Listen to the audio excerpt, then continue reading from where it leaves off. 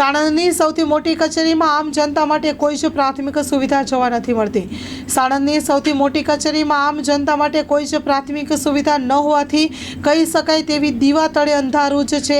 નરેન્દ્ર મોદીએ નવી દિલ્હીમાં રાજ્ય પથ પર સ્વચ્છ ભારત અભિયાનની શરૂઆત કરી હતી, પણ આ આંદોલન કરતા પ્રધાનમંત્રીએ લોકોને આહ્વાન કર્યું કે એક સાફ અને સાણંદની સૌથી મોટી કચેરીમાં અહીં સ્વચ્છતા બાબતે પણ અનેક સવાલો ઊભા થયા છે।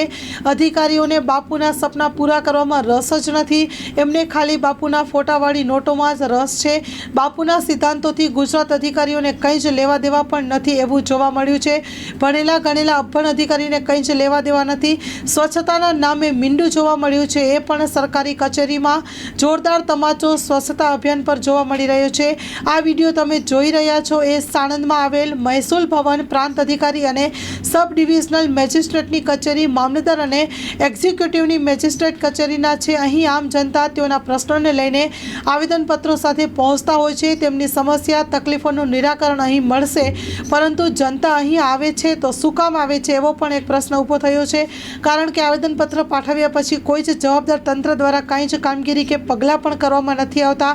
જે રીતની જોગવાઈઓ કરવામાં આવતી હોય છે, પરંતુ અહીં વિકલાંગ માટેના સંડાસ બાથરૂમમાં કાટમાળ પડેલો જોવા મળે છે। સમાચારના માધ્યમથી જો તંત્ર કંઈ સમજી હોય તો સાણંદમાં આવેલી આ કચેરીમાં સફાઈ અભિયાન હાથ ધરવામાં આવે અને પહેલાં પોતાની કચેરીના પ્રશ્નોનો ઉકેલ લાવે તેવી લોક માંગ ઉઠી છે।